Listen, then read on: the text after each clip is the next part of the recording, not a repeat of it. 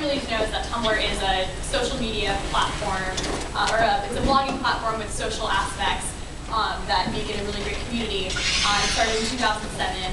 I came on in about 2010, August of 2010, and I've been there ever since. But I kind of wanted to give you a brief history overall. Like Cindy said, I worked at NYU, or I studied at NYU. I decided to go there because it had great programs and a lot of different things, and I wanted to be in New York. But I wasn't sure what I wanted to do, so I did an individualized study major, which basically means I made up my major, and I got to do a mix of media studies, journalism, communications, fine art, and creative writing. So I really got to mix all of my interests. I got out of my comfort zone, and really made up this crazy major that I wound up calling New Media and Public Discourse. But it was a really fun experience, and if you can ever do like an individualized study, I would definitely encourage doing that. But while I was at NYU, I also was the editor at NYU Local, which was our alternative student news blog, which was great because we weren't funded by the school. We could publish whatever we wanted. I got to manage a great, enthusiastic group of writers. I was the entertainment editor, the features editor. So I got really good experience working online and in blogging while I was still in school. And then my sophomore year at NYU, I got an internship through Career Services, Black Book Magazine, which is a culture magazine in New York City. I was just editing I was helping the editorial assistants, and I was a contributing blogger. So I was actually, getting a Vine line, and I was publishing stuff and actually showing. I had something I could point to and say, this is what I've done at this internship.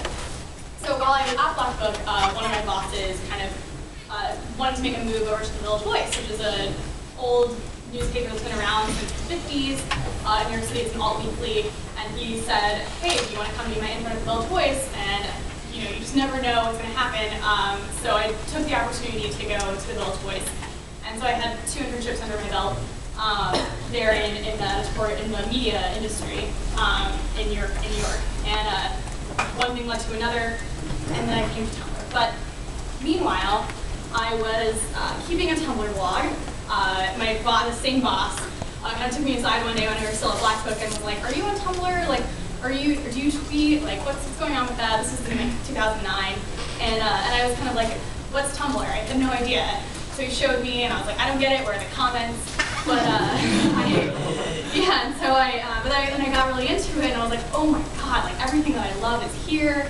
And I got really into Tumblr, and I was posting, anecdotes from my life. I was posting my thoughts about the news and what was going on in New York City, my time at NYU, and then he was like, why is your Twitter private? Like, make it public so people can know what you're talking about, know what you're thinking.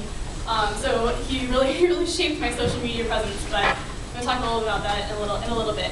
But then at the same time, I was also devouring a pretty intense media diet. I mean, I was reading New York Times, Gawker, The All, TechCrunch, anything in every industry that I was interested in, I was checking out those media outlets because it was so important to stay current. I mean, I was studying old philosophy in my Gallatin classes, and then, in my internships, I was, editing culture and New York specific news, but I was also interested in art and tech.